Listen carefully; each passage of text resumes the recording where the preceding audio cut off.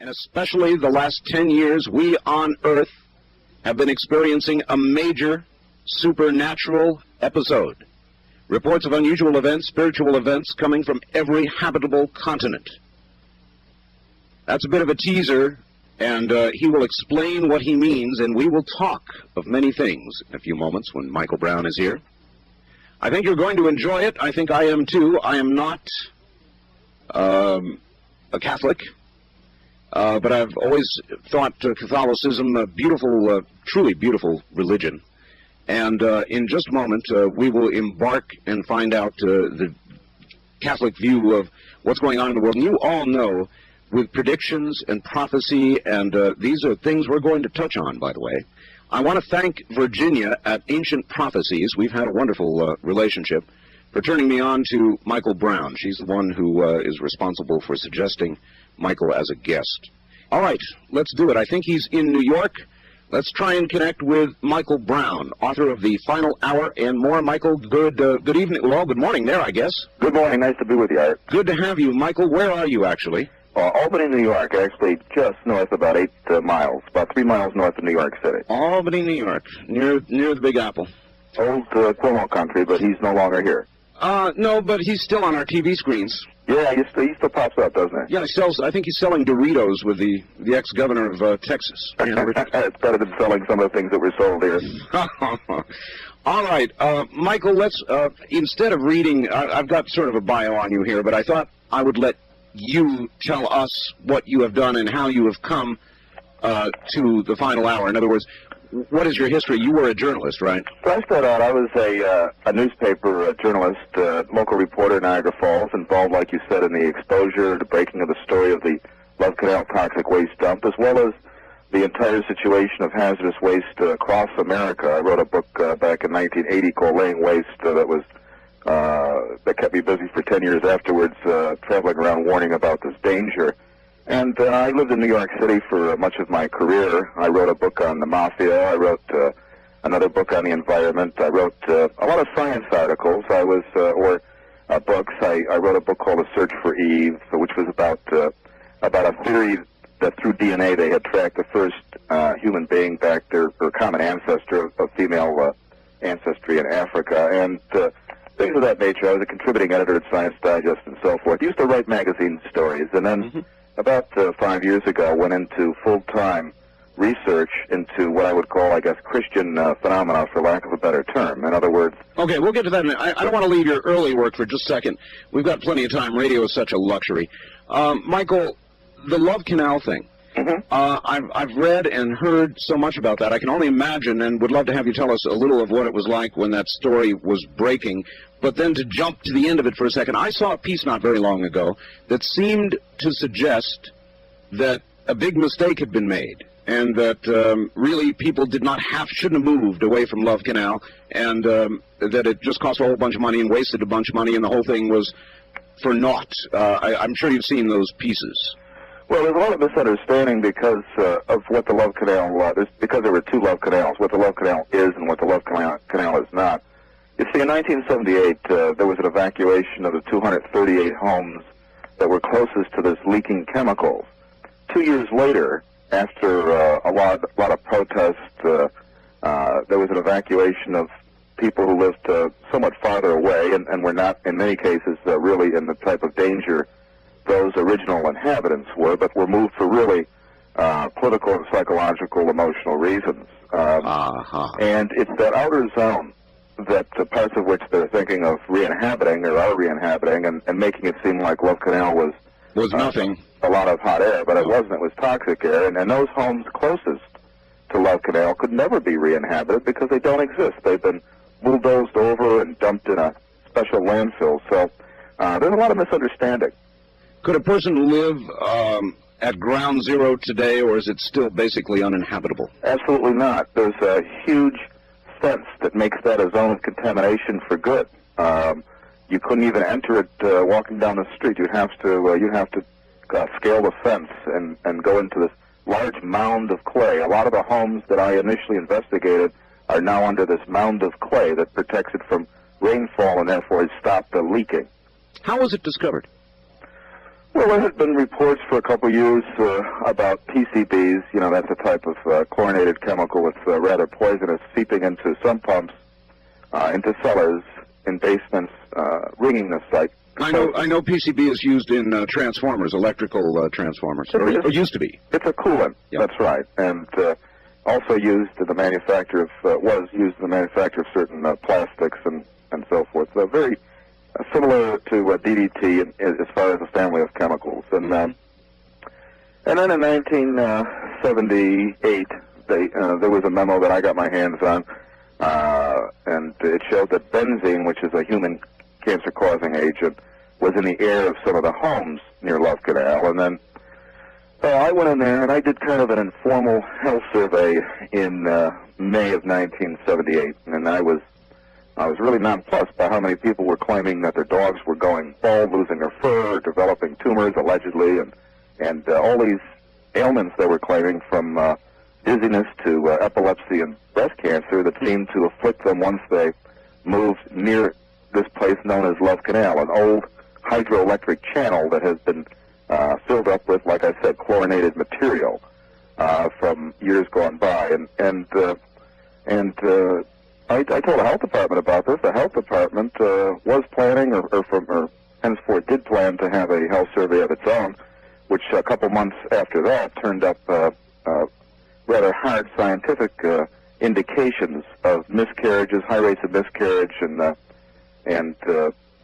perhaps even birth deformities, and some liver enzyme indicators, among those living closest to the chemicals, and issued an order of evacuation. So as you investigated, it was one of those things that sort of slowly became apparent and dawned, and the magnitude of it became apparent. Once after May of 78, everything snowballed. By August 2nd, 1978, people were streaming away from the site on orders of the state, and it became a major national story, the first toxic waste crisis in America.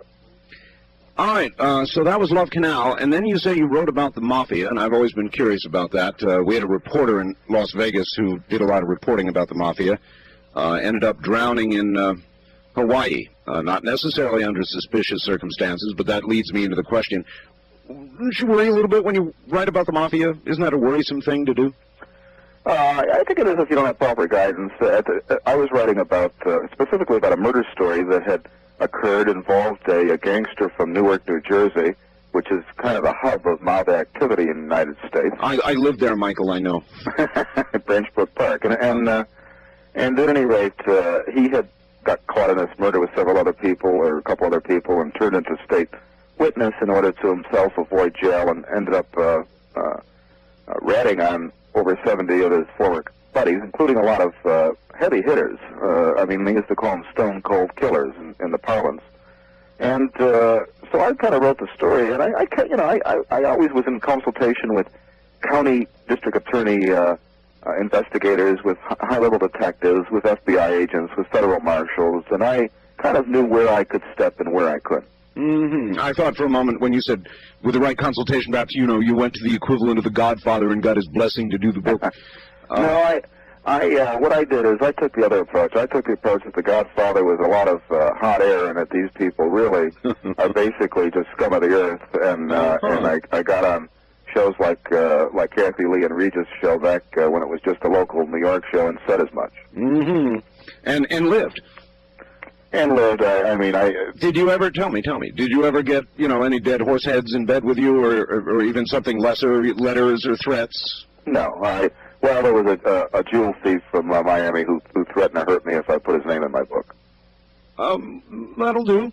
All right, so let's find out then, how in the world do we get from that sort of secular, serious, investigative reporting to something like the Final Hour? How do you make that trip? Well, I was born a Catholic. I fell away from the faith, I guess, around late junior high, in junior high school and high school, certainly in college, even though I went to a Jesuit university in New York City. And for years afterwards, I was in, I guess you'd call it that fast track on the Upper East Side of Manhattan, and with no time, certainly, for Sunday Mass or anything of the sort, which was kind of considered superstition. But in 1983, in the middle of writing that Mafia book, by the way, I had I had a series of experiences that, to me, indicated that there was actually a force of evil in the world. Not just, I think a lot of us think of evil as a generic term. It's something that means negative, people who do what's not right, criminals and so forth. But, to think in terms of actual evil force, a devil or real evil, the devil. Yeah, and I started to have experiences indicating to me that it was a real force. And, of course, I was close enough to it writing about it. And these experiences, including a rather dramatic dream I had, ended up turning me into a full-time Christian writer. Catholic? You returned? I returned to the church very quickly in 1983 after this dream I had, and in which I saw an evil face. Why? All right, let's talk about that. Oh, an evil face. So your dream, tell us about your dream. I guess we ought to understand what it is that made you turn this corner so dramatically. Well, again, this is a part of really a series of events that occurred over several months, but one night I was coming back from socializing down in actually in the lower East Village of Manhattan, and Friday night, single at the time, and I came home. Again, it was the fast lane stuff, and again, it was right towards the end of this mafia book I was writing. Drugs? No, I mean, I wasn't. Not that fast. I may have had a couple drinks that night, but I went to sleep, and I woke up, middle of the night. I didn't look at the clock, or at least I don't remember. It was probably the first time, around 3 o'clock in the morning, and I woke up because I had a very startling dream. I dreamt that I was on this, like a hospital gurney, and there were these luminous entities, for lack of better terminology, around me. Really? With their hands over me, as if they were, like, healing me or delivering me or something, and my feet were towards the door of my apartment. I lived on 90th and 3rd on a 12th floor of a luxury apartment building. And I had awakened because they had shown me this face materialize on my door. It was this elongated face with very pointy chin, stereotypical demonic face, with a goatee, the classic sunken jowls and so forth, staring at me, and it was a very living face, an etched face on my door, and it was the most terrifying thing I've ever seen in my life. It made anything like the mafia seem like kids' play. And I woke up, and I paced around for a while. I went back to sleep, and the dream continued where it left off. Oh, that's bad. And I asked one of the entities again who it was, and he said his name was Michael. And I associated them with being angels, and showed me this face again, and I woke up again, and I was up for an hour, just terrified. When I went to bed again, the dream continued where it left off. It was a three-parter. Oh, brother. This time I was told to say vanish, and I woke up, I remember, I was beside myself, and I think it was the very next day I went to see a sister of mine in Stamford, Connecticut, and my mother had been by there recently visiting, and she said, "Ma, I left you something. I'm staring at it right now." I said, "Well, what's that?" And she went upstairs in her condominium and came back down with a statue of the Archangel Michael. And that was kind of at the beginning of my conversion. I started to go into church again quick. I see. I can understand that. My gosh, what an experience. I'm recalling, Michael, and again, I'm not Catholic, but the beginning of the genre of the movies was The Exorcist. No movie ever scared me as much as The Exorcist. And I guess it was because it involved the church, and it all seemed so very real. So I've got a question for you. Do those things go on? Yes, but with greater frequency than the movie indicates, and with better success. There are definitely cases there are many, many thousands of cases of demonic possession, but most of the cases, of course, are not quite as dramatic as that. But there are I have talked to priests, including one from Los Angeles area, who have been involved in exorcisms that are literally as dramatic as some of the parts of the movie. Not that the head twists around in the back, and not that there's pea soup flying across your movie screen, but certainly physical manifestations of levitation and just tremendously, in some cases, gruesome phenomena. That occurs. But like I said, they get rid of these spirits, whereas the movie kind of displayed the devil as more powerful than the force of good. Or he made a jump and lived at the end, yeah.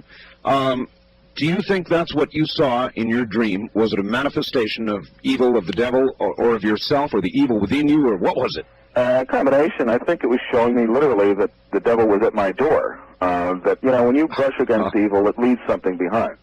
And all of us fool around with evil forces when we, basically, I don't want to be preachy, that's for others to do, but I'm not very good at it, but that's what happens when we sin. We start to, and we do this as a society, too. You can become possessed as a society. We begin to invite him in. Listen, we got a break right here. Here's Michael Brown back again. Michael, hi. Hi. All right. Boy, how do you know, if I were to ask you what you saw, how do you know it was real? How do you know it wasn't just as they say, a bit of undigested baloney or something? Well, I mean, it could be. I just never had a three-part dream before, and haven't had one since. I guess you had to be there. It was a feeling that was, you know, right to the quick. I mean, it was right to the heart. You had no doubt you were encountering something that was extremely unusual and certainly wasn't your standard dream. And that was, as I said, I don't know. I mean, you could say it was subconscious, but that was one in a series of, quite frankly, many other events that began to occur, indicating to me that all of this talk about poltergeist phenomena, and I had done research earlier as a journalist writing for the Atlantic Monthly and other publications, and as a newspaper reporter. I had done some investigating into people who claimed haunted houses and experiments with parapsychology and all of that other junk, and so forth. You know, I think that all of this tied in. That when you really look at things, there's a dimension outside of the body, and you better be careful what you fool around with, because it can bring something to your door. All right, I do a program on that kind of thing, Michael. It's called Dreamland, and it deals with UFOs, and it deals with life after death. If there is such thing, it explores those possibilities, and occasionally, of course, it moves into those realms. We talk to a lot of people like Dr. Moody and others who believe, well, I'm sure you're well aware of what they believe, and I take it that your view of that sort of thing is negative. Well, not all of it. I mean, for instance, you take the near-death experiences that you just alluded to, without relating to any one researcher. I think there are some cases that are extremely interesting and very valid and very uplifting and very true. We have to be careful, Art. I mean, I know parapsychology inside out. I mean, I was to Mind Science Foundation. I interviewed J.B. Ryan, who coined the expression ESP. You know, I mean, I used to investigate scientific experiments with this stuff and wrote a book about it. And I understand that a lot of it is valid, but a lot of it can get into occultism, and that degenerates very quickly into New Age and witchcraft and all of these other things that you have to be very careful about. We'll get to that. What is the best evidence that there really is a God? What would you say? Well, geez, to me, there's so much evidence. I guess life itself is the best indication to me. I mean, to think that all of this organization came out of chaos is ridiculous. I mean, what are the odds that just a mass of water and soil would produce the high-level organisms that we see all around us and that we are ourselves? Like I said, I did a book called A Search for Eve, which was on these theories of evolution. I went to Africa. I went to cave sites in Israel. I went to DNA laboratories in Berkeley out in your neck of the woods, and also out to Hawaii, looking at all this evidence. And what I found, really, Art, is that scientists have no idea what happened or how this could happen. They all they may pretend in some of these textbooks that they understand evolution, but they really don't. And so I think that the miracle of life itself is the best evidence of God. How long do you think we've been on Earth? Man, that is. I don't know. I mean, if you believe in their dating techniques, radiocarbon dating and thermoluminescence, I mean, I guess you could argue that modern man, anatomically modern man, has been around for 100 to 200,000 years, and in kind of an ape-man form for hundreds of thousands of years previous. Well, you're an investigative journalist. Do you believe that generally, or do you believe that man has only been here, say, 6,000 years?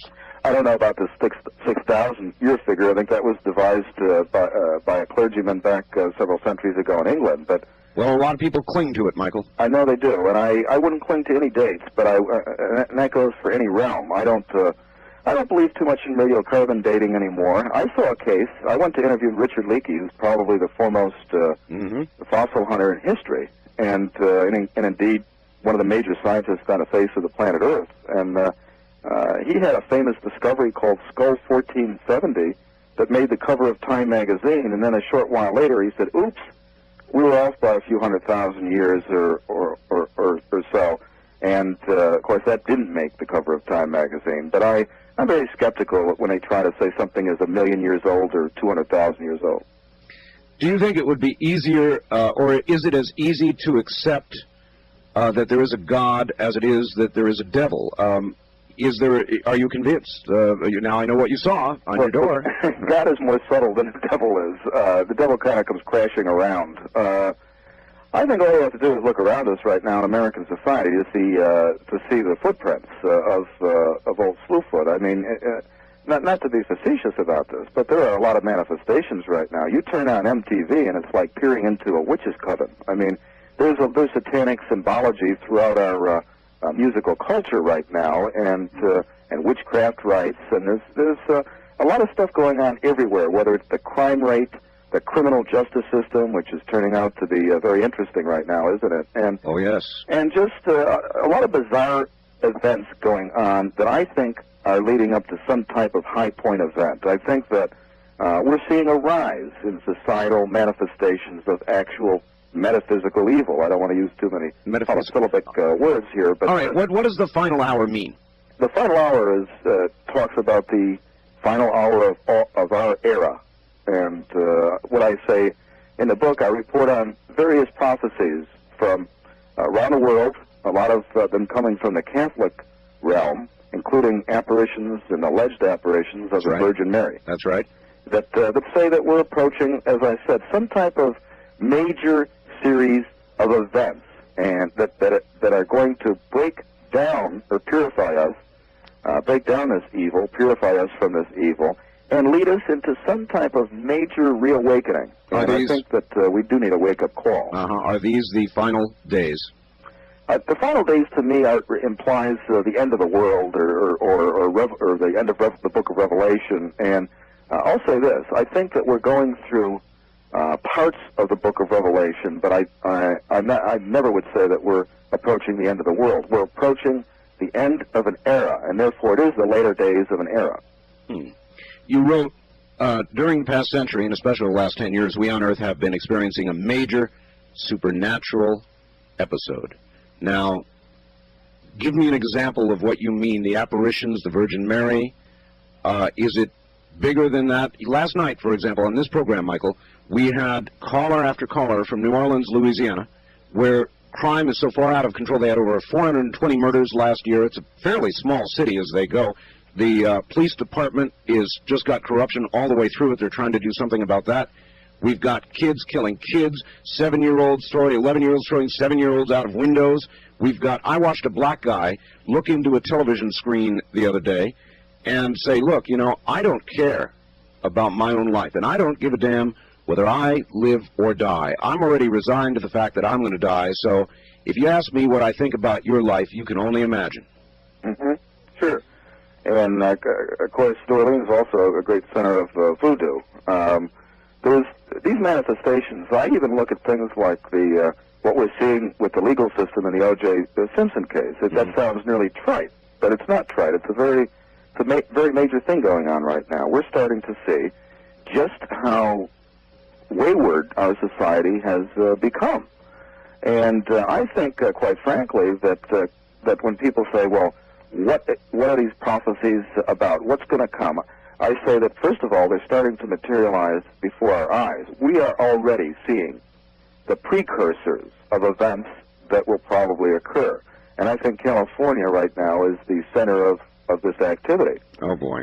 As far as actual warnings. I mean, I had on the show not long ago Michael Scallion, Gordon Michael Scallion. I'm sure you know of him. I've heard of him. You've heard of him. He predicts a series of earthquakes this year, Michael, that will culminate with some 9-point earthquakes. Palm Springs, California, going on up the coast toward Seattle and so forth, and I mean tremendous, gigantic earth changes. He may have even been on the Ancient Prophecies program. I believe he may have been. And there are so many prophets predicting the same sort of thing. You know, California breaks off and falls off and the whole thing. How do you react to that sort of prophecy? Something is happening in California.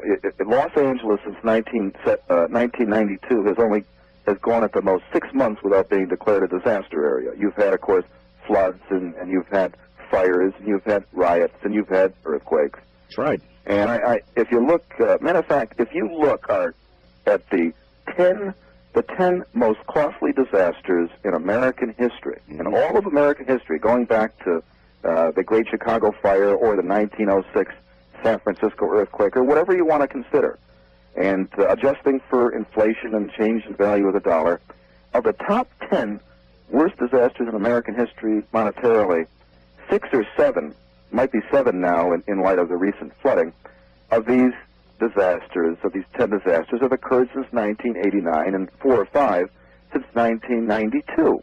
Something seems to be afoot, and a lot of the activity is in California.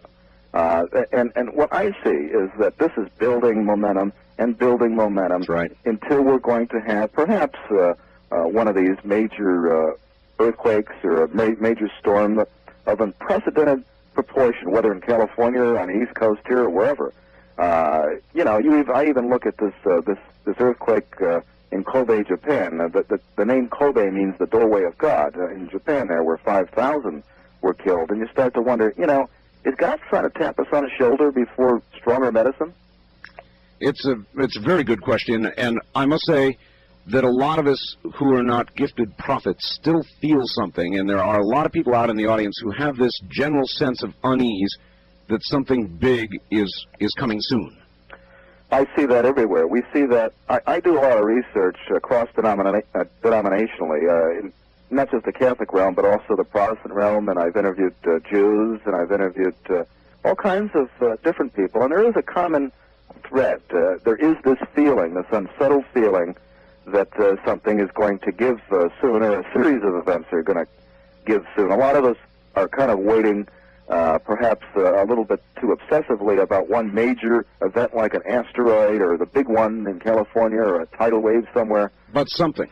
But I think that we're going to see a lot of regional events of perhaps unprecedented proportion in the coming years and decades, all leading up to some type of high point event.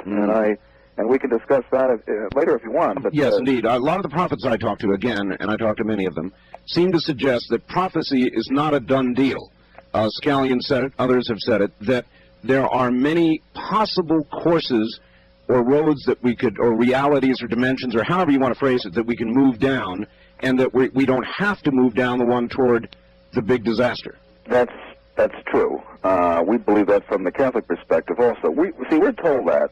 Now, I know that there are a lot of non-Catholics who have all kinds of misgivings about apparitions that we claim come from the Virgin Mary, and I understand some of their complaints and considerations and so forth, but I've been to a lot of these places, from, like you said, the former Soviet Union to Medjugorje to South America, and at some of these places, the Virgin Mary gives secrets that seem to pertain to future events, and sometimes she directly prophesies, and this is what she says. This is exactly what she says, that these are events that will come if we continue what we're doing now. There's always that if. They're conditional prophecies. They can be changed, just like in the Bible, prophecies could be changed. When Jonah warned Nineveh, it was if Nineveh did not repent, it would be destroyed. And Nineveh, at least initially, did repent and wasn't destroyed. I think we're at the same place right now. Not yes, so although as I look at our present direction, I see no change of course yet. It looks like we're headed straight down the highway to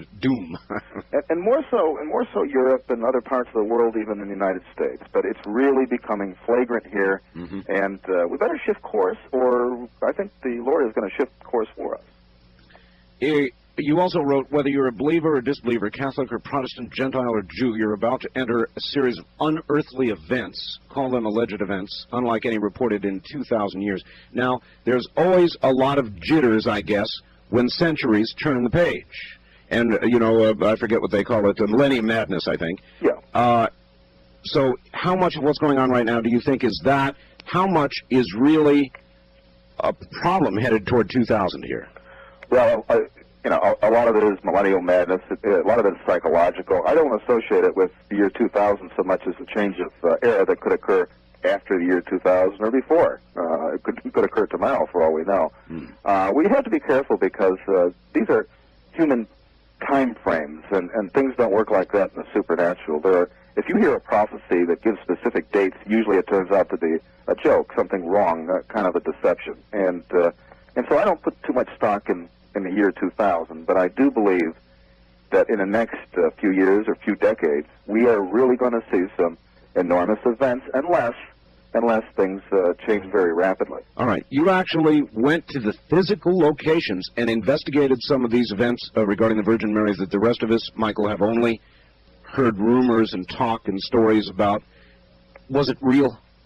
Medjugorje in former Yugoslavia is real, and I've been there 4 times now. How can you say that? Why do you say that? What did you see that convinced you? Well, I got to say, too, when I first arrived at this place, where it said the Virgin Mary has been appearing to 6 young people since 1981, since June of 81, I thought it was a case of collective hysteria for the first few hours I was there. Matter of fact, I was disgusted at myself for flying all that way. But before I left 5 or 6 days later, it was the most incredible experience of my life. And it's a feeling of peace there. You feel like you're not on the planet Earth. It's somewhere between here and heaven. This tranquility, the power of God. I saw the sun do stuff that I didn't think the sun could do. I realized this is kind of a supernatural phenomenon, because the sun certainly couldn't have been doing this, or else everybody on Earth would have seen it. But it was throwing off colors and pulsing, and there was a disc that moved in front of it. And a disc? Like a disc that, not a UFO or anything, but just something that seemed to be shielding the sunlight so you could stare at the sun for 10 minutes without blinking. Huh. And without seeing sunspots. And instead of sunspots, at one point in association with Medjugorje, I saw these reddish, purplish hearts floating across my field of vision. And just I saw other aerial phenomena while I was there, not UFOs, but rather more like the signs and wonders described in the New Testament. And I think really the most impressive thing was just this feeling in your heart of peace. Here you are in the stony hinterlands of Yugoslavia, with nothing around, with no pools, with no TV, with no air conditioning, a lot of times with no heat if you're there during the cold months, and you didn't want to leave. And a peasant village that's right out of pre-World War II. And, I mean, where people still used horse and buggy or horses to cart around their firewood. When you ask yourself, did I really see this, or did I see what I wanted to see, how do you answer it? Well, by going back again, I guess. And that's what I did 3 other times. 3 other times? 3 other times. Wow. All right, we're here at the top of the hour, so... Good morning, everybody. If you are just joining us at this hour, we are discussing the final hour. Not of this program, but of mankind, I guess, the final hour. My guest is Michael Brown. He is a Catholic. He is was a secular investigative journalist. He broke the Love Canal story. He wrote a book on the Mafia. He's done lots and lots of secular journalistic work. And now he's writing books and reporting on spiritual events that are going on all over the world, particularly in the last and next decades. It is a fascinating subject, certainly, and I've got a fax here with regard to witchcraft. All right, back now to Michael in Albany, New York. Michael, are you there? Yes, I am. Here's a fact, and by the way, anybody wanting to send in a question for Michael, my fax number is area code 702-727-8499, 702-727-8499. Art, in the immortal words of Marcia Clark, I object. You have an interesting guest. I'm looking forward to hearing the rest of what he has to say, but he is a rather confused person about witches. Speaking as a practitioner of modern witchcraft, Wicca, Witches do not worship Satan. Satan is a Christian heresy and very much part of the Christian theology. Wicca is not a Christian religion, and to us, Satan is simply a fictional character from someone else's literature. For a witch to worship Satan or use satanic symbols makes as much sense as would you worshiping Captain Marvel, Superman, or the Incredible Hulk. That's Paul down in Phoenix. You want me to respond to that? Yeah, sure. Respond any way you want. I would really draw a differentiation between Hulk, or a comic strip character, and this tremendously nefarious force who is a real force in the world and in our lives, and also can cause a lot of supernatural phenomena. With witches, most people practicing Wicca or witchcraft are not evil people, but I believe that and excuse me for sounding pretentious when I refer to things like this as I did in the previous half hour, but it's a deception, and that's where the confusion is. You see, witchcraft does relate to demonic activity. It goes back to ancient Babylon. It goes back to Neanderthal times in Europe when they had pantheism and worship of horned-headed creatures and so forth, representations on old cave walls, or at least relics soon after the Cro-Magnon man, I should say, not Neanderthal. And then it came through history, through ancient Babylon, through these strange gods and goddesses, and it came through Egypt in the time of the pyramids, and it came through the secret societies of Europe, and then the witchcraft in Germany, the secret societies that took a foothold even here in America, and now we call it witchcraft and the New Age movement or the occult and so forth. And I believe that a lot of it taps into a real supernatural force, but it's a force from the dark side that causes tremendous spiritual blindness so that they don't see the devil, so that they don't see the working of actual demonic entities. And I strongly suggest that they get away from that quick. While we're on the subject of getting away from it quick, one thing did once scare me. Somebody had delivered to me anonymously an old, even ancient, Michael, Ouija board. When I used to work in Las Vegas up at the radio station, it was delivered to me. And it looked a zillion years old, and I guess it was. And some strange things happened associated with that Ouija board, and I didn't even play with the damn thing. What do you have to say about Ouija boards? Are they an invitation to the dark side? Well, it's like taking a bullhorn into downtown New York City to Times Square and saying, "Hi out there, anyone who wants to come into my parlor is welcome." I mean, would you do that? You know? That's what you're doing in the spiritual realm with a Ouija board. You're saying, whoever wants to come through, come on in.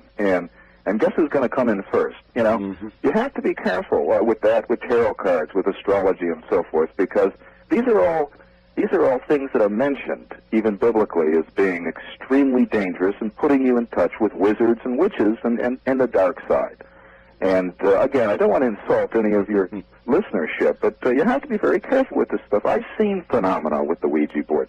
I used to investigate that type of thing to see if there was anything behind it. I've been in the rooms when they turn stone cold all of a sudden, and everyone gets prickly skin, and it's a big thrill and everything, and these messages come through the board.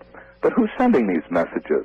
What are the fruits? What happens to people who fool around with this stuff? And the answer is that often they get into a lot of trouble. And you know, if you want to look at actual cases of possession, you will be amazed how many of those cases started out with tarot cards or Ouija boards. You'll be amazed because, again, you're inviting something in that you don't understand. Mm-hmm. Another thing I don't understand, and I've struggled to understand, and I've done shows on it for years, UFOs. I finally saw one myself, Michael. I had a serious experience, close in.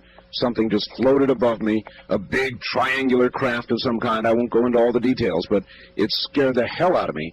And it was either technology that we have developed and surely know nothing about, or it was from somewhere else, or I don't know. I don't know what it was. To this day, I don't know what I saw. So many people, of course, you know, so as you know, millions of people have had these experiences. And I want to start out by saying that I hope I have an open mind in some regards, and I don't discount the possibility that a small percentage of these are extraterrestrial. But I'll say that I've seen tremendous indication that it's more of a spiritual phenomena than a physical phenomena. In other words, something from another dimension as opposed to another planet. And we have to, once again, we have to be careful of the dark side. We're told in the Bible that Satan will send lying wonders in the air. Wonders in the air we're warned about biblically, as well as through some of these Marian prophecies. And I think that there was one study that indicates as many as 8 million Americans are claiming sometime in their lives to have been abducted by UFOnauts. That's right.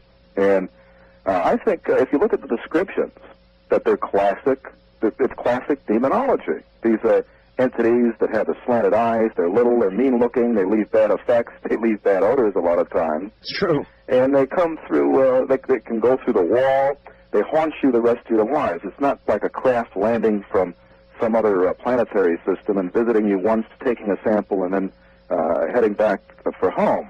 But rather, it's an ongoing spiritual phenomenon. And therefore, I think that it's part of this supernatural episode. I think that we are seeing, Art, actual manifestation and materialization of forces of good and evil in direct combat. And we're on that battleground. We're in the middle of that crossfire right now. And that's why there's a tremendous interest right now among the American people in this phenomena, because they're seeing it. 79% of the American people believe in miracles, according to the Gallup survey last December. Yes, sir. And that's because they are seeing things like this. Some people are seeing UFOs like you did. Some people are going to Medjugorje like I did. Some people are having experiences with angels. Other people are having dreams or are noticing that weird things happen with Ouija boards. But, Michael, yours was clearly spiritual. Mine was such a gray area. I saw a craft, something that almost could not have been of this earth. And so I'm left wondering, out in the middle of nowhere, what it was. But your experience was kind of spiritual and seemed very clear. I know, and I've run into people, including a brother of mine, who saw this craft pretty low in the sky, not too much higher than a house, go over his head. It was enormous one time, years ago. And again, you think, gee, it seems mechanical, doesn't it? But you don't know with this type of phenomena. Again, maybe it was. How do I know what you saw? How do I know? I know from the type of person you are that you saw something.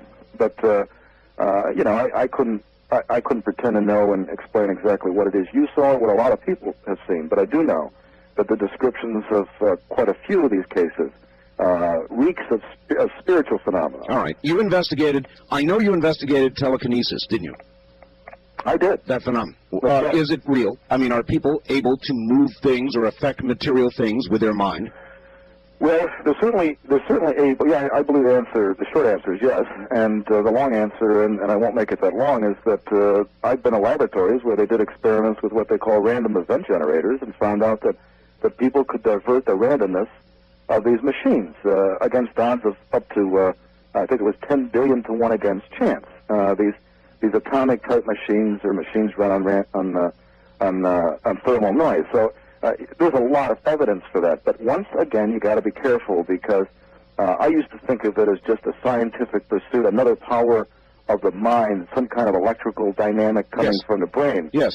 But it often isn't. Often you got to be careful, because it can come from the dark side with a certain entity playing games with us. So just like games are played with UFOs and Ouija boards and everything else. Isn't there a danger, Michael, that coming from the Christian perspective, you would tend to perhaps miss something that is real and has a scientific explanation, and that you would miss it and tend to label it from the dark side? Yeah, I mean, I think that can happen. I think that anyone from any perspective none of us have the whole picture, and we are narrow in our own ways, and I probably have done that in cases. But I'll tell you, Art, I mean, when you're talking about something like the Ouija board, I've been there. I've seen it. I know what happens with that. It's not good. For example, if extraterrestrials, or what some would think as extraterrestrials, were actually to ever land, and the door opens up, and the little green or gray guys, or whatever they are, walk out, I'm convinced that enough Christians in this country would be absolutely convinced they were devils, that they'd be filled full of lead and they'd never make it to the bottom of the ramp. Well, that might be. Again, I think I said that I don't discount the possibility of life on other planets. As a matter of fact, it seems to me nearly absurd that Earth would be the only inhabited planet. But I hasten to add that when you have 8 million people claiming these experiences, that something's happening. Something's happening, but I don't think it's from outer space, because I think that there would be, if it was extraterrestrial and it affected 8 million people, we would have seen a lot more of it. In other words, we would have had a lot more physical evidence. There are many people predicting that there will be many beings, many craft, and many people talk about 1995, believe it or not, and the years between now and the year 2000 as having, I'm sure you've heard these rumors. I certainly have. One more very important thing I want to ask you about. I've had a zillion calls here about events going on in California, Oregon, up the coast, people picking up hitchhikers. Oh, yeah. And you know where I'm going with this, of course. I read about it. And there's something about the hitchhiker saying the horns are about to blow or whatever. Mm-hmm. Gabriel's trumpet. That's right. That's why I call it my new book, The Trumpet of Gabriel. Uh-huh. Because I looked at that hitchhiker phenomenon. And what do you conclude? I don't know what is going on. You know, it's a classic case, whether it's California or the state of Maine or all across the country. People are claiming that, and I interviewed some people who actually picked up the hitchhiker. Oh. You know, and claimed to have picked up the hitchhiker, who, you know, says Gabriel, the trumpet is approaching Gabriel's lip, or Gabriel is lifting the trumpet to his lip, or Christ is coming soon, or whatever. And then, as you know, disappears from the back seat of a car. Right. And we have to remember that this type of hitchhiker phenomenon has been reported since the 1880s in this country. Back, it wasn't cars back then; it was the horse and carriage. But I can't fathom it. It's I don't know where it's coming from, but I do know that it's too widespread to be nothing. When you interview people, how do you judge or try to judge their credibility? I mean, as they tell you a story, did these people seem credible to you? Did they seem kind of off the edge a little bit, religious fanatics, or? Well, you know, I'm sure you have listeners who consider me a religious fanatic, and in fact, 10 years ago or 12 years ago, I would have considered myself, looking at myself now, a religious fanatic. So I can understand certainly where they're coming from. And there certainly are people in any walk of life who go off the edge, or who believe everything and anything, and it gets to be sometimes. Well, that's right. I'm asking you whether those people were in that category, in your opinion. Those people with the hitchhikers? Yes, sir. Not the ones I interviewed. No, but you know, I can't speak for the others who are claiming this. Often, it seems like a rehashed myth. In other words, often you can't get to the base of the rumor of these hitchhikers because they're really just inaccurately reporting a story they heard, you know, third hand from somebody who also heard it third hand. So it's often just a rumor, but there have been some cases that I believe are legitimate. All right. Michael, hold on. We'll get back to you in just a moment. Dreams were a big subject in the O.J. Simpson trial. They came up, in fact, with a witness again the other day, Michael, and your journey, the present forum, was launched with a dream. Do you interpret dreams, or have you attempted to have yours interpreted? I don't. I'm mainly confused by them. I don't pretend to have a lot of answers that I wish I did have. I will say that the rose petals, there have been cases like in the Philippines where people have claimed to see the Virgin Mary, and thousands of people claim to have seen rose petals that fell to the ground with images on them of Jesus or Mary and kind of Christian symbols. So I don't know if that's relevant at all, but I don't try to interpret dreams because it's just never worked for me, and it's something that I don't feel comfortable with. This is the end of side one. Please leave the cassette exactly where it is. Let's launch into the world of telephones here. See what we've got. West of the Rockies, you're on the air with Michael Brown. Good morning. Yes, good morning. Thank you. Where are you, sir? I'm in Eugene, Oregon. Eugene, Oregon, all right. Yeah. Michael, I wondered if you'd ever considered that my own belief is that we create our own reality, and my own personal belief is that evil doesn't really exist except in our minds. And like people that you meet, we're all capable of what we would consider evil acts, but we're innately good. There's nothing innately evil about us as people. And I believe the same is probably true of other spiritual entities. I've had experiences and out-of-body experiences, and I've had experiences that scared the heck out of me. with a positive attitude, I was always able to, overcome and move beyond. All right, well, it's a good question. Let's frame it this way. Evil, each one of us with individual evil possibilities within versus real evil. And you are convinced, Michael, there is real evil. I am, and I think there are too many coincidences. Let's start with the word evil. What does it spell backwards? It spells the word live backwards, and I think that that's really a good definition of what evil is. It twists things around, turns them backwards. I think there's too much consistency, whether it's with Charles Manson and all of the symbols associated with him, or going back centuries before to witches in Germany, or like I said, centuries before that to pagan times in old Egypt. Consistent symbols like the swastika that come through old Babylon right to the Nazis and to current-day skinheads who do a lot of evil deeds.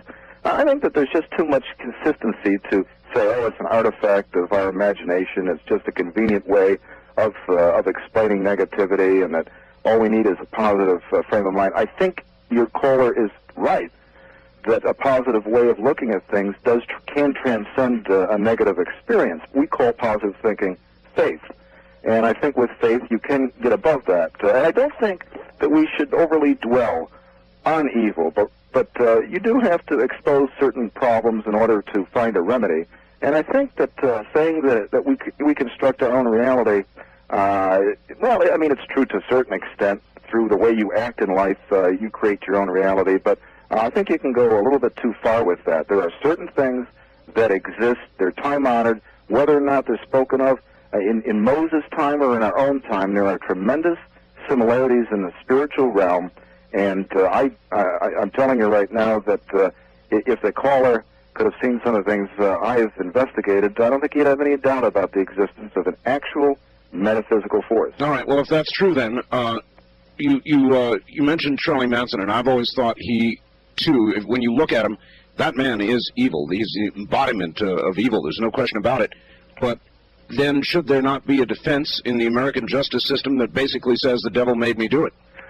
Well, I don't know. I mean, I'll say this, that a lot of times when the devil's involved, or demons, because there's not just one. I used to think, well, okay, if there's a devil, what do I have to worry about? There's nearly 6 billion people on this planet. What are my chances of being the next Linda Blair? Mm-hmm. I wasn't really, I thought it was just kind of a freakish spirit. But in fact, that there's not just one spirit. There are millions of forces out there, and when you tap into those through sin, when you draw them to you because of how you're conducting your life, whether it's drugs, whether it's certain types of sexual activity, whether it's occultism, whatever it is, when you draw these forces into your life, you're going to draw with them some of this negative supernatural phenomena, and then you have to shake it. Michael, as a matter of interest, how many times or how many cases of possession have there ever been of people who are not believers? Well, I think that there's a lot of cases of that. Whether they're strict atheists or not, I don't know. Agnostics. I think you could argue that a guy like Hitler was possessed. I think just calling him a politically evil person or a negative person who created his own reality, well, I mean, it's true to a certain extent. But if you look at the Nazis, you will find tremendous occultism in the background of those Nazis. They were practitioners of witchcraft, of astrology, and things of this nature. So there's a running theme here that goes, I think, way beyond something that's just an artifact of our primitive imagination. All right. East of the Rockies, you're on the air with Michael Brown. Good morning. Good morning. Where are you, sir? I'm in Denver. Denver, all right. And I used to live up in Jackson, Wyoming, and I ran into a hitchhiker, and I'm not I wouldn't call myself I hate to use the term Bible thumper, but I'm not. But I picked up a gentleman one day north of Jackson. He was he had very Christ-like features as far as his hair and face. He was wearing a white shirt, tan pants, and sandals. And I gave him a ride up about 5 miles to the Jackson airport. He didn't tell me any gloom and doom or anything. He was very quiet. But as I let him out at the airport, I said, do you have, what you need for you don't have any baggage. And he looked at me, and he had these really piercing blue eyes, And he said, I have everything I need right here. And in his hand he was holding the Bible. And that was strange. I mean, I'm not... Hitchhikers. All right, well, I certainly... 8 years ago. I appreciate the story, sir. There's one for you. And you hear that quite frequently, especially when they describe the eyes. Of course, it sounds like the classic descriptions of a manifestation of an angel or something of that type. Angels are real? Oh, I believe so, yes. I've seen a lot of stories, Michael. They've had a lot of shows on about angels, guardian angels, that sort of thing. You believe in those? I do. I believe they're all around, and I believe that that's the positive side of all this. You got to be careful that it's not a deception, whether from the imagination or from another realm. But I believe that this whole explosion of people with angel experiences is another aspect of the supernatural episode in progress, the spiritual warfare. Okay, I'm going to tell you something, and I'm going to stick to my story here. Over the years, I've done programs with a fellow named John Lear. He is the son of Bill Lear, who invented the Learjet. He is a ufologist. He studied UFOs for a long time, and he has come in recent years to the spiritual side of the question with regard to UFOs. And he thinks, in fact, that they may be demonic in nature. And he said to me something once that I've never shaken, Michael. He said that he had good information and believed that when the choice comes, when you die, when you pass over to the other side, you should not go toward the light. He said the light is a trick. You should go toward the darkness. And I've never been able to shake that.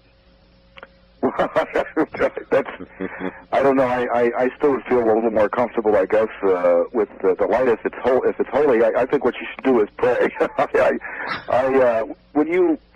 There is so much phenomena going on that even these near-death experiences are fascinating, and I read them, and I think, like I said before, that a lot of them are valid, but others you have to be careful with because they start to get in the realm where they seem like some type of deception. So we have to be so careful in this realm. Some of the near-death experiences mimic the UFO experience. Well, and then there's one other aspect that we haven't touched on yet with the near-death experiences. And they're not told, Michael, they're rarely told. But there are people who have near-death experiences that don't involve the light. They don't involve a good experience. In fact, just the opposite. They involve something very frightening, Michael. That's right. That's right. And what do they see? When they have these experiences in that tunnel, instead of seeing an angel of light, they see demonic faces and beast-like claws heading towards them, and they usually come back and change their lives. Yes. Matter of fact, I just read a book that's out now about a woman who had an experience that seemed like very close to hell. So there are positive and negative experiences after life, just like there are during life. Isn't that a little like the experience you had with that dream? Well, in the way of being a conversional experience, I would say yes. I felt that even though I wasn't involved in any evil in the way of, I was a reporter reporting on the mafia, and I had done some investigating, like I said, into psychic phenomena, which is now they call it New Age. Even though I wasn't involved in that stuff myself, I was close enough that I think that that the situation was becoming dangerous for me on a spiritual scale, and I think that's why I talk about it now, even a dozen years later. Is because, some of it was rubbing off on you? Well, it was I was getting too close for comfort, and I don't want to see other people go through the same turmoil that I had to go through to get out of it. All right, east of the Rockies, you're on the air with Michael Brown. Good morning. Hello there. Yes. Yes, sir, you're on the air. Where are you calling from? I'm calling from Jacksonville, North Carolina. Okay, go ahead. I had a question, actually, about the trumpets of Jericho or something like that. Of Gabriel. Gabriel, yes. Yes, that's it. What exactly is that? Can you explain what that is and the significance here of what that meant by, say, the hitchhiker? Yes, we absolutely will, sir. Listen on the air. Michael, there is a movie I've seen that I've recommended to people because it was such a shocker. Have you ever seen a movie called The Rapture? I have not. With some hesitation, because it's a shocker, I recommend it to you. Now, the trumpets of Gabriel. Well, I mean, biblically, whether it's in Book of Revelation or elsewhere, the trumpet is used to announce something. And, of course, Gabriel is the angel who announced the coming of Jesus to Mary. And is there a significance with an announcement of major events coming? I mean, all these alleged hitchhikers saying that Gabriel is bringing the trumpet to his lips. Does that mean chastisement? Does that mean, like what you mentioned, with events coming in the world? A lot of people think that we're on the verge of some type of manifestation of Christ's power, some type of perhaps phenomenon that will bring people back.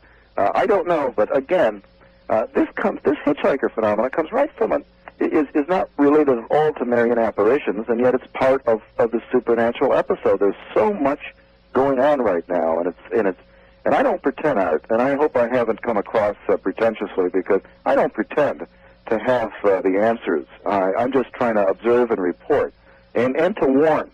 But something's coming down. Something big's about to happen. Something big is about to happen. And as in 2010, you wouldn't necessarily say it's something wonderful. Well, at Medjugorje, the Virgin Mary gave these 6 visionaries 9 or 10 secrets, depending on, some of them have 10 secrets, some have 9. And these secrets pertain to events coming to the world, or at least some of the secrets do. And I interviewed one of the visionaries named Marian, who said that the first 3 secrets she was given have to do with events that will come as warnings to mankind, along with some kind of great miracle. And she says that when the first secret unfolds, a lot of people will and a lot of the media will just explain it away as a natural event. It will be some type of, well, I take it to be some type of disaster or catastrophe on a regional scale. Mm-hmm. And we'll hear about it, we'll see it, but everyone won't experience it at once. And then she says that another event will come, and this time it'll be a lot harder for the scientists and for the media to just poo-poo. And then his third great miracle. And then later on, she says that especially the 9th and 10th secrets have to do with very grave events for the world. And now, again, like you very astutely pointed out, a lot of these prophecies can be conditional. But these Medjugorje secrets seem to involve something of rather unprecedented proportion. Well, I just know I feel it. I'm not a particularly religious person, I should tell you, Michael. I guess I'm agnostic, but I feel something, and a lot of other people in the audience feel something coming, and this seems to jive with what you're saying, jive with what Gordon Michael Scallion and others are saying, and as I listen to you talk about an event followed by another larger event, and recalling what Gordon Michael Scallion said, you're both walking down exactly the same path from different perspectives, and that sort of scares me a little. Let's get back to the phones. We got so many calls here. West of the Rockies, you're on the air with Michael Brown. Hello, Art. My name's Tom. I'm calling from Vancouver, Washington. Yes, sir. Yeah. Mr. Brown, by the way, didn't you win a Pulitzer Prize for some of your work? The Lincoln work was nominated for the gold medal, and from my understanding, came in second, but they don't really have a formal second place. You can't verify that. You should have mentioned that, Michael. I had no idea. Well, being nominated and winning are 2 different things. I would say it's a great honor and would have been worth mentioning. Anyway, caller, anything else? Yeah, I've read a lot of your work, Michael, and I think you're one of the foremost and best writers within the Marian movement.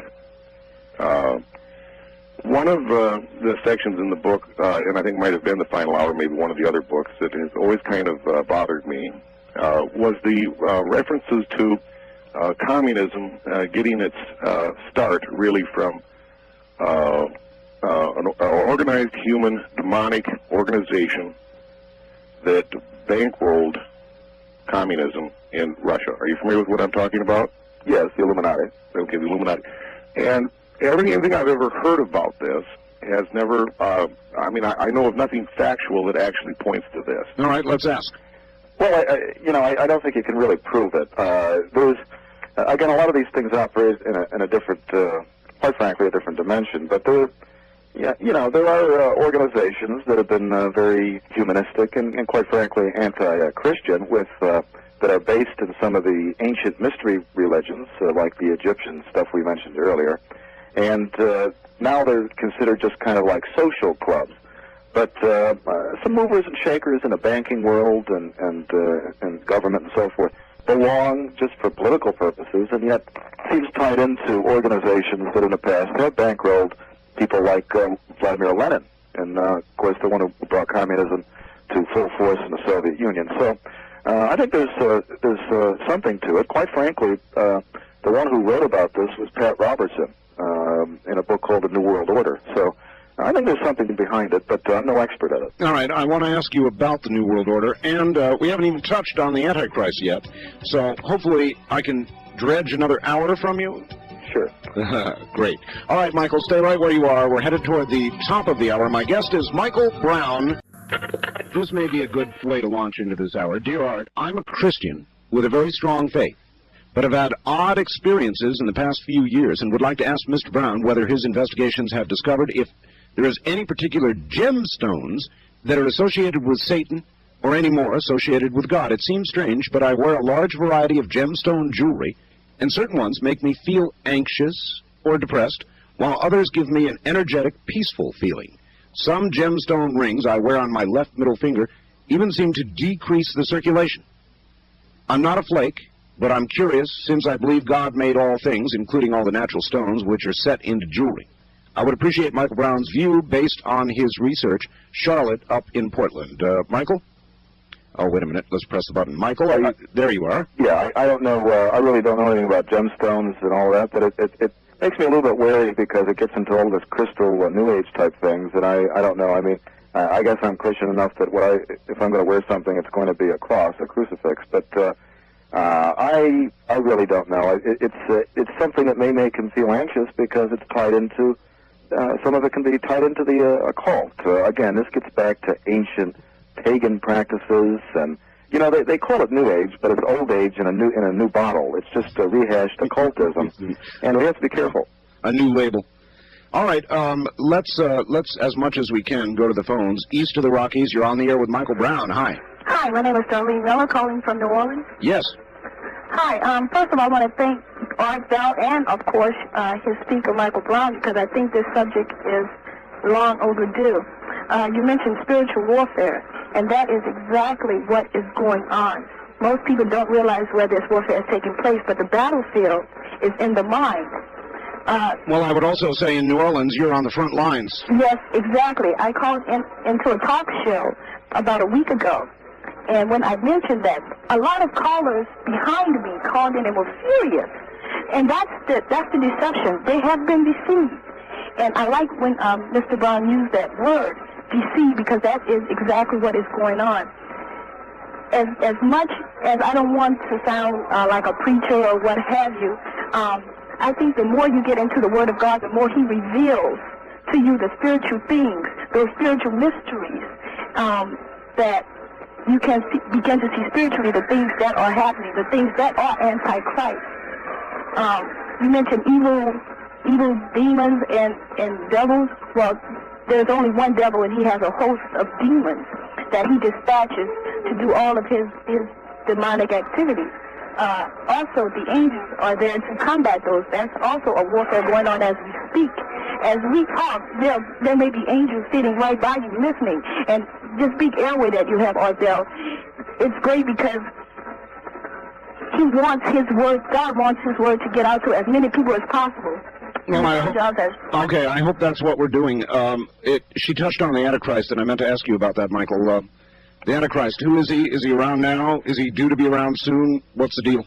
Well, I'll start out by being candid and saying I don't know, but I'll also add that, to be frank about it, Art, there are a lot of prophecies coming from the Catholic realm that say that the answer may be yes. I mean, we don't know the legitimacy of many of these prophecies, but I have a chapter in the book about one woman in South America. I went to see her in Ecuador, who claims to be having apparitions of the Virgin Mary, and claims, and I say claims, and I emphasize that because I don't know if it's true or not, but she claims that she was told as part of her message that the Antichrist is alive in the flesh and he's a young man. Now, this sounds preposterous to a lot of people, and in fact, if you look historically, we've seen claims like this throughout history, especially in the 13th and the 14th centuries. But there certainly is a spirit of Antichrist rising right now,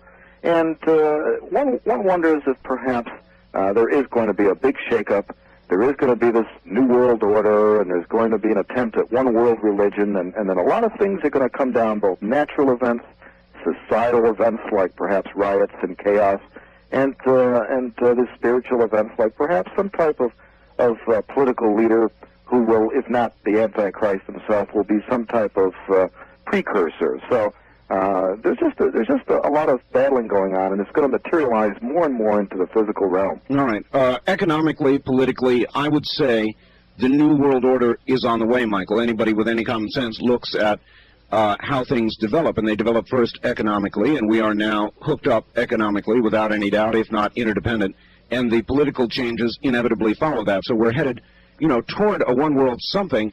Does it have to be, in your opinion, evil?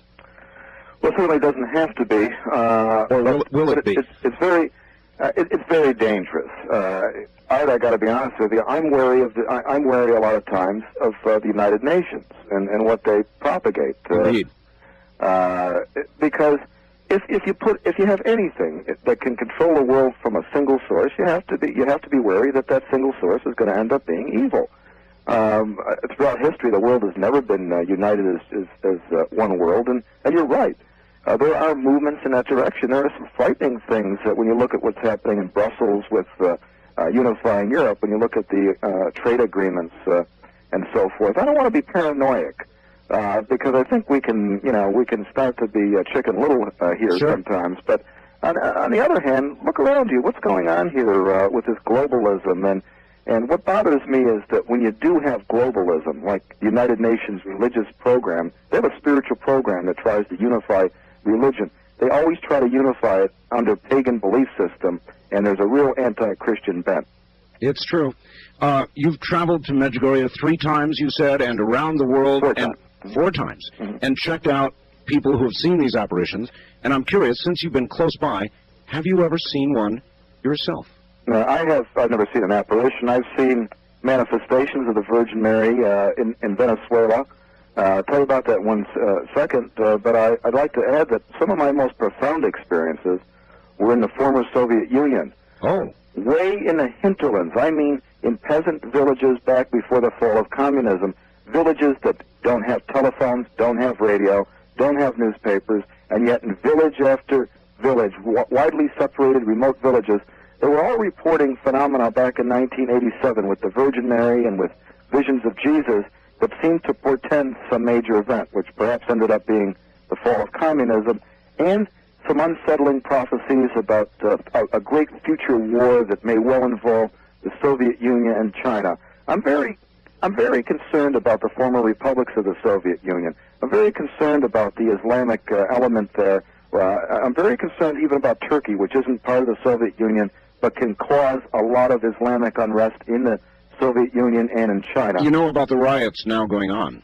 When I saw that recently, I said, "Watch out," because I've been wondering about Turkey for years now, and we have to be very wary of what could happen with these former republics of the Soviet Union, because when the Virgin Mary came to Medjugorje, it was in Yugoslavia, and in 1981 she came saying, "Peace, have peace, because if you don't, there's going to be," she implied, "a hideous conflict." And at the time, no one paid attention because Yugoslavia looked like it was going to make the easiest transition to democracy and capitalism. That's right. And right now we know what happened. It degenerated into a hideous conflict. Well, you have the same ethnic mix in the former republics of the Soviet Union, the same ethnic hostilities, but on a much greater level. And so I'm especially interested in the fact that all of these apparitions in the Soviet Union began on the first anniversary of Chernobyl. And I'm also interested in the fact, and this is a coincidence, that the word Chernobyl is a Ukrainian word for a bitter herb called, that we would translate as being wormwood.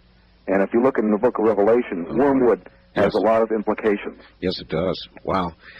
What is striking to me, and you can't appreciate this because you did not, I had to send you the interview I had with Gordon Michael Scallion. You two are traveling down exactly the same roads, giving exactly the same warnings. It's just that you're coming from a Christian perspective, and he was coming from pure prophecy, if you will. So not connected, at least in his mind. Well, maybe it was. You two, though, are going down such a similar road that it's frightening. West of the Rockies, you're on the air with Michael Brown. Hi. Hi, this is Janae in Santa Rosa, California, KSRO. Yes.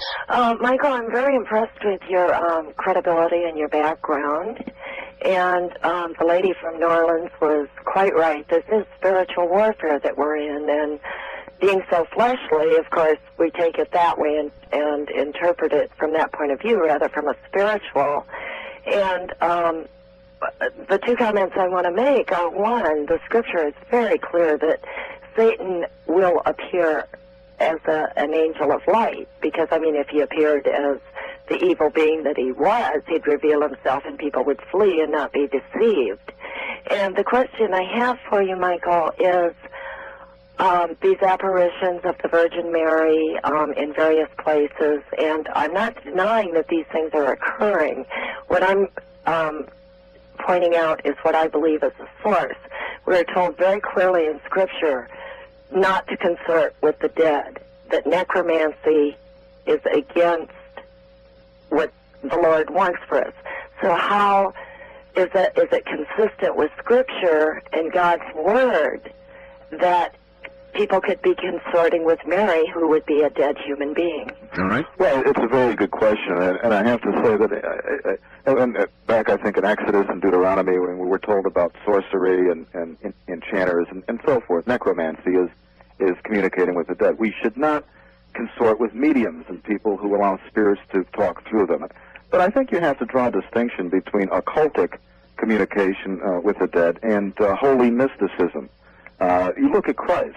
Christ in his transfiguration spoke to the dead. He was still in human form when he spoke to Moses and Elijah. He had apparitions of Moses and Elijah along with a couple of his disciples. So there is a precedent for it, and I think that these appearances of the Virgin Mary are quite distinct from that type of occultism. Although I got to also tell you that there are cases of people reporting the Virgin Mary that turn out to be either products of imagination or exaggeration or spiritual deception. So that does happen. But I do think that we're right now in Revelation 12, and we're starting to begin Revelation chapter 13. Mm-hmm. And chapter 12 of Revelation talks about a woman clothed with the sun and appearing in the remote hinterlands like Yugoslavia. And I think that if you look back at that and what is said in Genesis about the woman putting her heel to the snake, the serpent's head, I think that we begin to form a precedent for what's going on. Michael, from AP down in San Diego, would you ask your guest his impression of Hal Lindsey's writings and Elizabeth Clare Prophet's teachings? Elizabeth Clare Prophet, from what I understand, is, and I don't know anything about her, but certainly a lot of people say that it gets into this New Age stuff, and I'd like to stay away from that. And Hal Lindsey's a Christian. He gets into a lot of biblical prophecy from the Protestant perspective or from the non-denominational perspective. He goes further than I do. He says some things in a stronger way than I would as a journalist.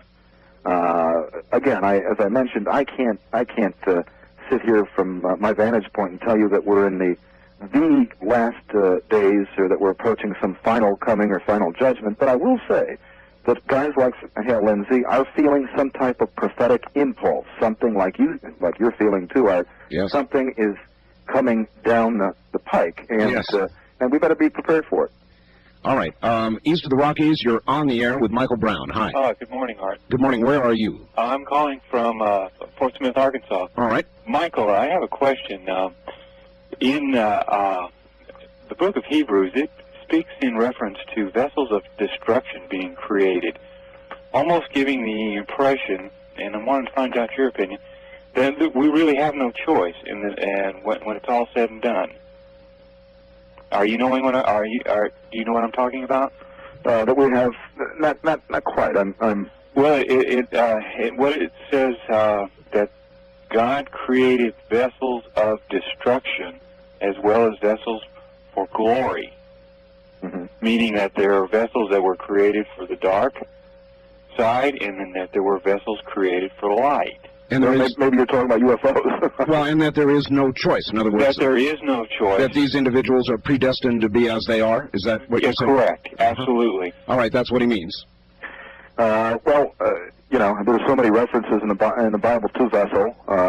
I just, while you were talking, quickly punched into my computer, and I think you can find the word vessel in 20 books. It says here, but I don't know. When it comes to evil, I think that's a choice. I don't think that God creates evil. I think that that's something that we create ourselves, or that we hook into. I shouldn't say we create, because it was here before we ever existed. As Christ said that he saw Satan fall like lightning. And, all right, Michael, we've got to pause here. It's the bottom of the hour. I've got a number of faxes, a number of questions, and we're going to find out, in fact, we're going to pry the information from him about exactly how you go about getting his book. And because it is somewhat Christian in nature, you can't walk into any bookstore. I presume you can walk into some and get them. We'll find out exactly how you can get them, so get a pencil and paper ready. Now, once again, here's Michael Brown from Albany. Michael? Yes. Let's tell him how to get your book. I guess you can't walk into any bookstore and get it? Well, you can in some, but you can order it through Walden's, the Christian bookstores, the Catholic bookstores, and but in some parts of the country there's a problem, because the secular stores don't often carry some of the Christian prophecies, even though the books sell as much as what they do carry. But there is an 800 number that's available Monday morning, and they can call that and get the book also. All right, let's give it to them. I'm going to try and say it here. You tell me if I'm wrong. I've got 1-800-576-6477. Yeah, that's 800-576-6477. Good. And they can call it Monday morning. That's right. And they can order either the Trumpet of Gabriel and or the Final Hour. That's true. Okay. All right, excellent. I'd like to, in the remaining time, spend as much time on the phones as we can. On the first-time caller line, you're on the air with Michael Brown. Hi. Hi, calling from Sault Ste. Marie, Ontario. Ontario, yes. Yeah, up in Canada there. Yeah, I just had a question, or actually a comment, I guess, for Michael there. This is about the Bible, the Book of Revelations there. It had this thing that was mentioned a couple times about this Babylon the Great thing, eh? And I just wondered if Michael, Mr. Brown there, knew anything about that, what that was or anything.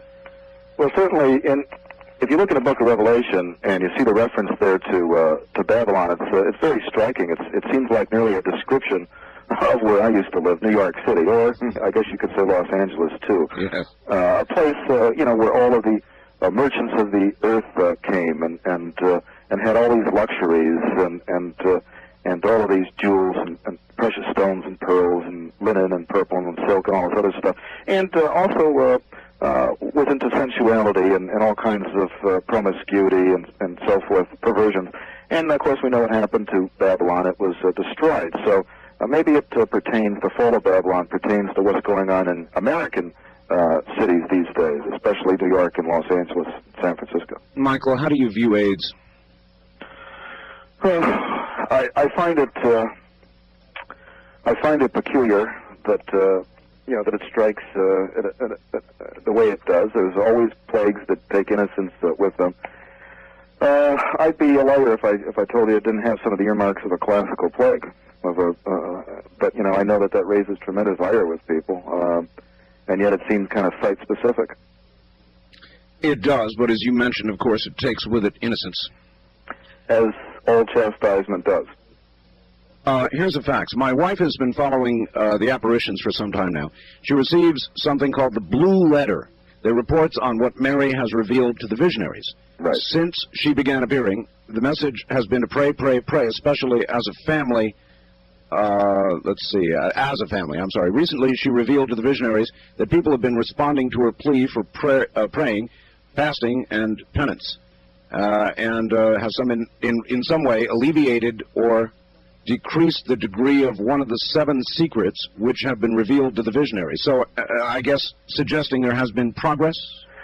I think that's true to some regard. At least things have been postponed. Now, that 7th secret at Medjugorje, was it the 7th or 8th, that was lessened there, occurred, that's been reported now several years back. So, again, pointing out that these can be conditional prophecies.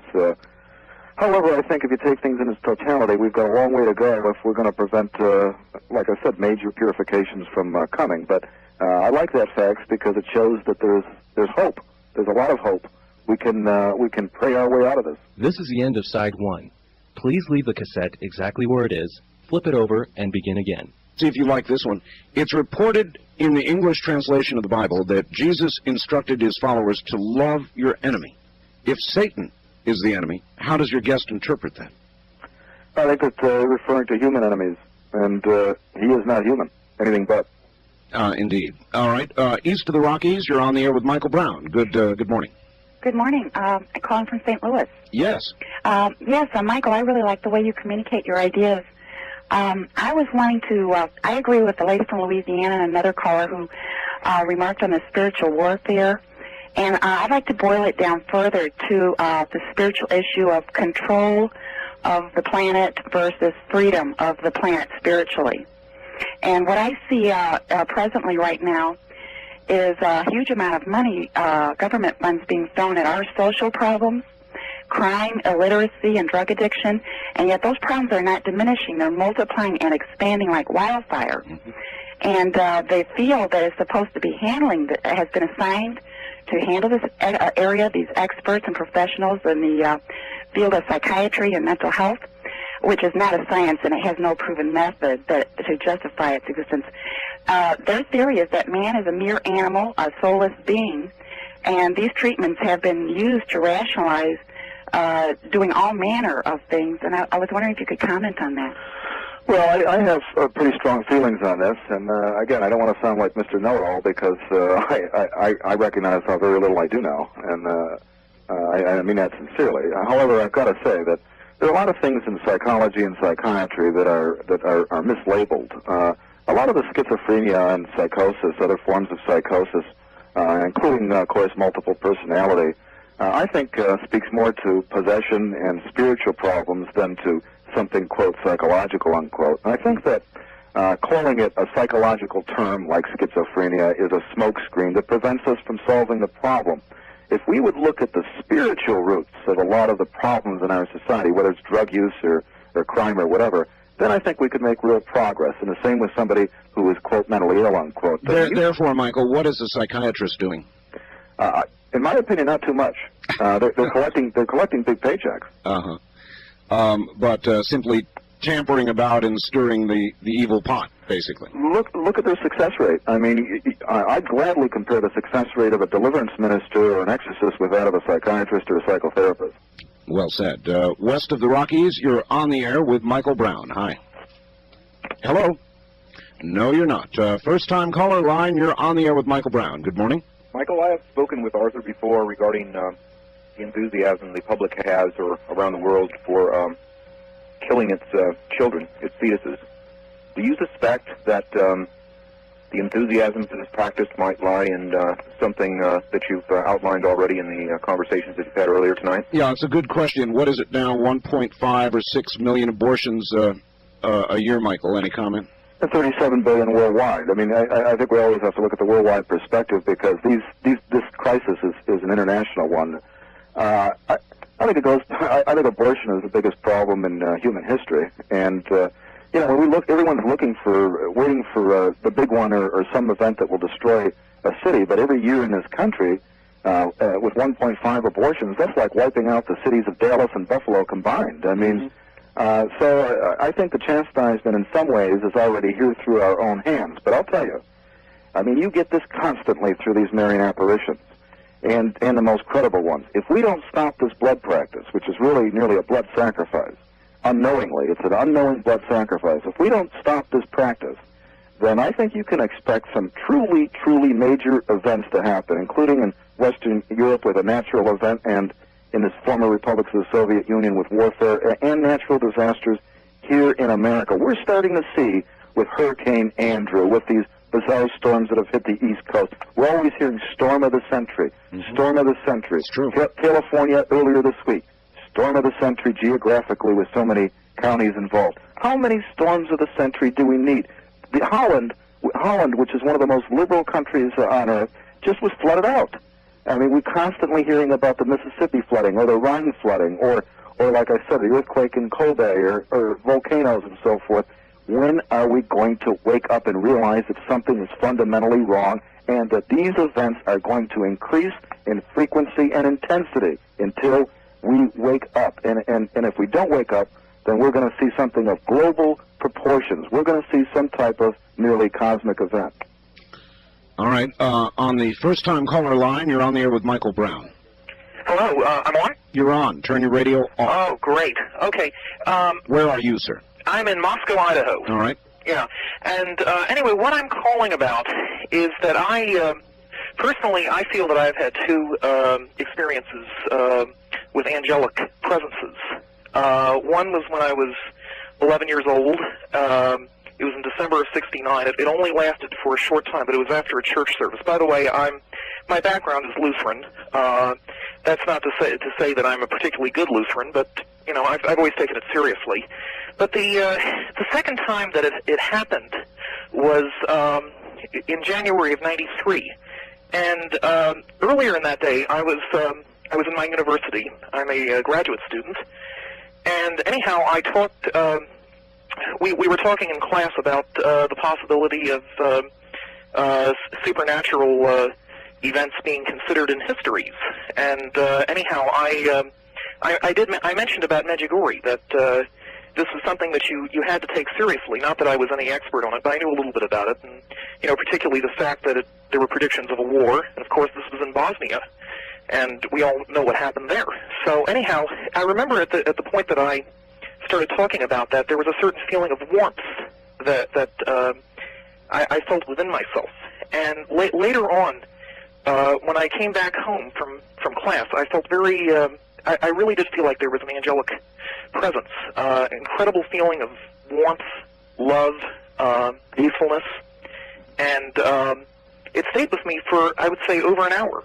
And after that, I actually ended up writing a beautiful poem, which was published in a local publication, which had quite a bit of what you might call subtle religious imagery. But at any rate, I just basically wanted to come out of the closet and say that, yeah, this is for real. All right, thank you. Michael, are the incidences of this kind of thing increasing? And I'm sure you're going to say they are. How do we document that fact? Well, of course, you know, as you know, with a fax machine and telephones and TV, things can seem more intense than they really are. And in recorded history, because they didn't have the type of communication system we have, and because they didn't have the recording and reportage we have, we can't really compare. But it certainly seems as if this much I could tell you with Marian apparitions, apparitions of the Virgin Mary. I've spoken in the last 2.5 years in 108, last count, 108 cities, and everywhere I go, I run into people who are having experiences like your other caller, or even stronger experiences visually, seeing things or hearing prophecy. And so I know that I didn't hear this 3 years ago, or 4 years ago, or 10 years ago. So something is definitely going on. Like you said, if nothing else, you can sense it. And if you talk to bishops and priests, they'll tell you that they've been around for a long time and they've never seen anything approaching this. So I think there's an objective reason to think that it is increasing tremendously in frequency and intensity. And I hope we heed the reasons for this whole episode. All right. You don't have to answer this. I'm going to try to pin you to the wall a little bit here. Given no change in course, and I mean no change in course, and I don't think there's going to be one. I guess I'm pessimistic here. How long do you think we have before there is a major event? The Medjugorje visionaries said that they're going to live to see the secrets that they were given unfold. They're in their late 20s. They also, one of them said that before the events begin to unfold, that she will alert her spiritual director, who's a priest who's probably 55 years old at least right now, around 55 years old, which implies that he'll see the event. So, I mean, I think in our lifetimes, if we're in our 40s and 50s, certainly, but I think that as far as, I think even this decade, we're seeing things already. We're going to see more and more as this decade and as this century, as this millennium starts to approach its uncertain conclusion. So I'm not saying something's going to happen in the year 2000. I want to make that clear. We can, as you said, get into this millennial madness. But, sure. But I think I think the next few years are going to be very interesting. I think I got to tell you, I'll tell you straight from the shoulder, because that's the way I like to talk when I get in this realm. If America doesn't change course, and it's a good country with good people, with a good heart and a good spirit. It was founded on Christianity, and even Washington had an alleged apparition of a angelic or a female being, a beautiful being. If it doesn't change current course, America as we know it is going to basically dissemble. It's going to fall apart. It's not going to be recognizable in 25 to 30 years through not just natural disasters, but through societal chaos and rioting and economic problems. And I think you're going to see some very interesting economic things in the future, as well as all of these other events. I would again keep an eye on all kinds of events occurring in parts of the country as being precursors for larger storms and larger societal chaos, larger crimes. The knocks on the door will get more frequent, more urgent, and louder. Until the door itself is blown in. And I think that we may well see the breakdown of our technological society. In some ways, our society has become artificial. In many ways, it's become artificial. And I think that this artificiality, is this plasticity, this plastic way of living, is going to be broken down, and we're going to live humbler and simpler lives.